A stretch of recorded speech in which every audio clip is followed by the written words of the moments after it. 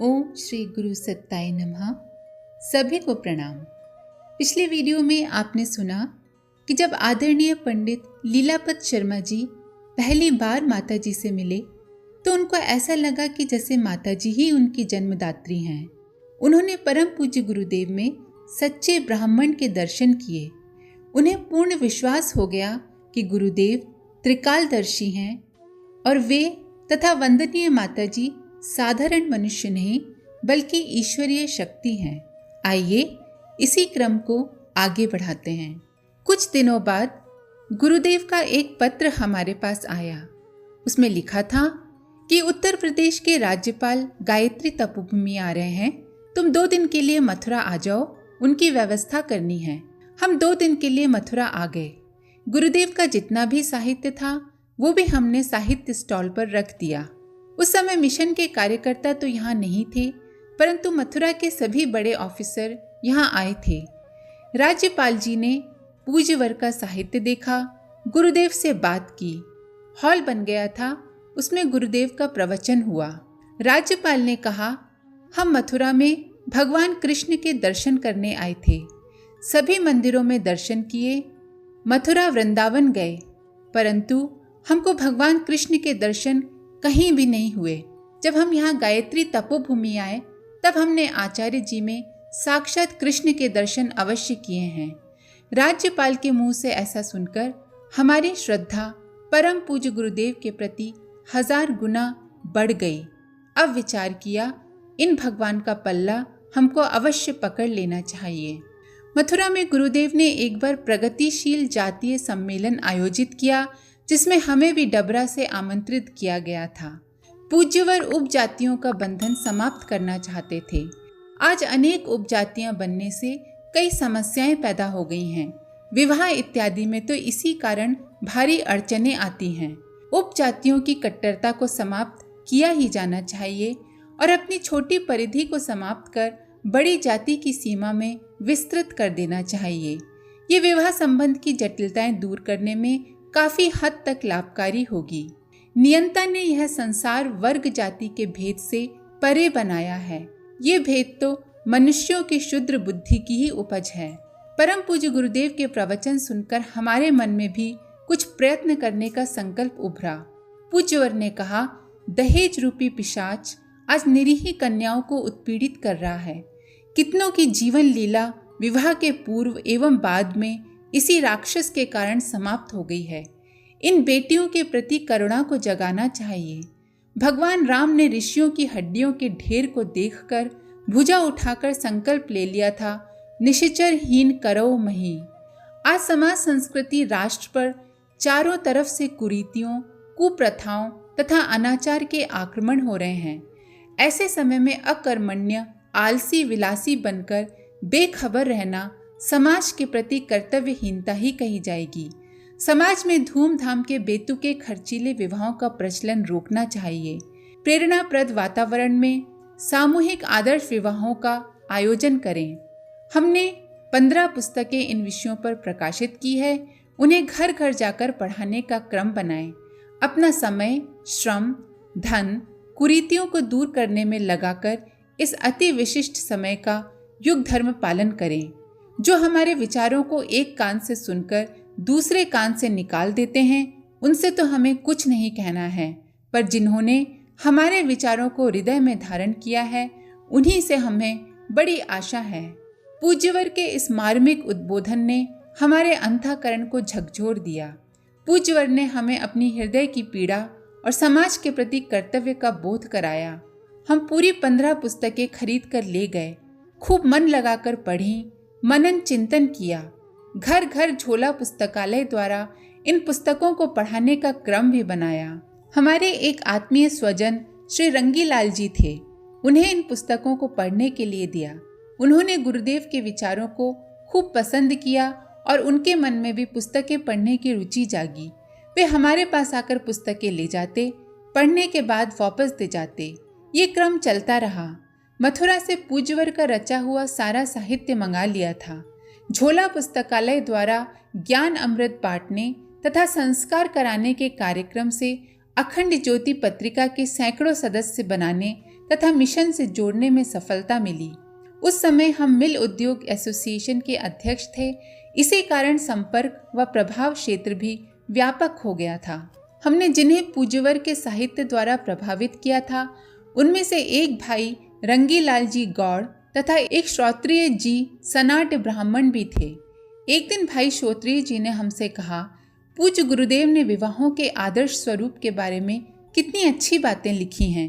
यदि ऐसा समाज में चल पड़े तो हम जैसों को इन दिनों कन्या के लिए वर खोजने में जो कठिनाइयाँ आ रही हैं वो नहीं रहेंगी। हमने उनसे पूछा, कौन सी कठिनाई आ रही है? वे बोले, कहीं घर वर अच्छा मिल जाता है तो उपजाति की समस्या आ जाती है, कहीं अपनी बिरादरी के लिए जाएं तो दहेज की मांग करते हैं।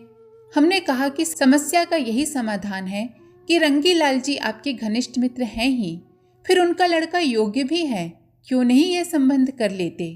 श्रोत्रिय जी बोले, सो तो ठीक है, परंतु हम सनाट्य ब्राह्मण हैं और रंगीलाल जी गौड़ ब्राह्मण हैं। हम तैयार भी हैं, किंतु हम दोनों की पत्नियां मानने को तैयार नहीं हैं। समाज क्या कहेगा? कैसे ऐसी परंपरा का उल्लंघन कर दें? हमने दोनों पक्षों को सहमत कराने के सब प्रयत्न कर डाले। आदर्श विवाह का स्वरूप समझाया। हमने कहा, लड़का और लड़की दोनों संस्कारवान, शिक्षित और सुशील हैं, फिर ये संबंध तो हम करेंगे ही। हम समाज से लड़ लेंगे, केवल दोनों पक्ष के अभिभावक तैयार हो जाएं बस। हमने कहा, समाज वालों से लड़ना हमारे ऊपर छोड़ दो। हमने विवाह के लिए दोनों पक्षों को सहमत कर लिया। बाकी विरोध करने वाले वृद्ध और रूढ़िवादी परिजनों ने शादी में सम्मिलित होने से इनकार कर दिया। हम नव युवकों एवं गायत्री परिवार के कार्यकर्ताओं को बारात में शामिल कर बारात लेकर पहुंच गए। वहां बड़े विवाद खड़े हो गए थे, पर हमारा विश्वास था कि परम पूज्य गुरुदेव के विचारों की ही विजय होगी। उनका आशीर्वाद हमारे साथ है। अंततः विजय हमारी अर्थात सत्य की ही हुई और जन समर्थन भी हमें मिला। इन सारे प्रयत्नों में भाई द्वारिका प्रसाद जी बडेरिया का भी सहयोग रहा। उन्होंने ही गुरुदेव का साहित्य पढ़ने को सर्वप्रथम हमें दिया था। उन्हीं कारणों से ही हमने परम सत्ता को भी पाया। रात दिन परम पूज्य गुरुदेव के विचार घर घर पहुंचाने की धुन सवार हो गई थी। हमारी श्रद्धा निरंतर बढ़ती ही जा रही थी। 2 घंटा समय नित्य ही इस कार्य में लगाए बिना चैन नहीं था। एक दिन हमारे पास एक मुनीम जी आए और कहने लगे, आपने कितना विरोध लेकर सनाड्य और गौड़ की शादी करा दी। हमने विनीत भाव से कहा, ये हमने नहीं, हमारे गुरुदेव ने करवाया था। हम तो संदेशवाहक मात्र हैं। हमारे गुरु के विचार बड़े शक्तिशाली हैं। उनकी शक्ति से ही सब संभव बन पड़ा है। मुनीम जी ने कहा, हमारी भी एक प्रार्थना अपने गुरुदेव से कर दें। हमारी एक लड़की उच्च शिक्षित है, कोई सुयोग्य वर मिल जाता तो अच्छा रहता। दहेज देने की सामर्थ्य हमारी नहीं है, हमें बड़ी चिंता है। हमने उन्हें आश्वासन दिया कि परम पूज्य गुरुदेव की शक्ति से आपकी समस्या हल हो जाएगी। मुनीम जी जिस जगह काम करते थे, उन सेठ जी का एक लड़का था। हमने पूज्य गुरुदेव का साहित्य पढ़ाकर उसकी मानसिकता को मिशन के अनुरूप बना दिया था, परंतु उसके घर में सबको बदलना बड़ी टेढ़ी खीर थी। पूज्य गुरुदेव के अनुग्रह से ही सब कार्य होने का हमें प्रबल विश्वास था। हमने सेठ जी को तो सहमत कर लिया, परंतु परिवार के सदस्य, उनकी धर्म पत्नी इत्यादि को सहमत करने के लिए कई दिन के प्रयास के बाद सफलता मिली। आखिर आदर्श विवाह संपन्न कराने की सब व्यवस्था कर दी गई। प्रेरणापद वातावरण में वैदिक पद्धति से आदर्श विवाह संपन्न कराया गया। दर्शकों में कितनों ने ही कार्यक्रम को सराहा और दहेज लोलुपों को धिक्कारा। इस विवाह में सेठ जी की इस श्रेष्ठता अपनाने की पहल को विचारशीलों ने प्रेरणाप्रद और आदर्श बताया। रूढ़िवादियों को मुंह की खानी पड़ी। हमें अपनी सफलता पर भारी संतोष हुआ। ऐसे विवाह संस्कारों के समाचार को परम पूज्य गुरुदेव ने युग निर्माण योजना पत्रिका में प्रकाशित करने का क्रम भी प्रारंभ कर दिया था। हमें परम पूज्य गुरुदेव ने पत्र लिखा कि इन समाचारों का ब्यौरा लिखें। हमने इन समाचारों को भेजा और परम पूज्य गुरुदेव ने प्रकाशित किया। एक दिन मथुरा गए, तब परम पूज्य गुरुदेव एवं वंदनीय माताजी मिली। माताजी पत्र खोलकर पढ़कर सुना रही थीं तथा गुरुदेव उत्तर लिख रहे थे। हमारे पहुंचते ही बोले, बेटा तू आ गया, हम तेरी ही याद कर रहे थे। डबरा में तुम बच्चों ने मिशन का जो कार्य किया है वह दूसरी शाखाओं के लिए अनुकरणीय है। हमें बड़ी प्रसन्नता है।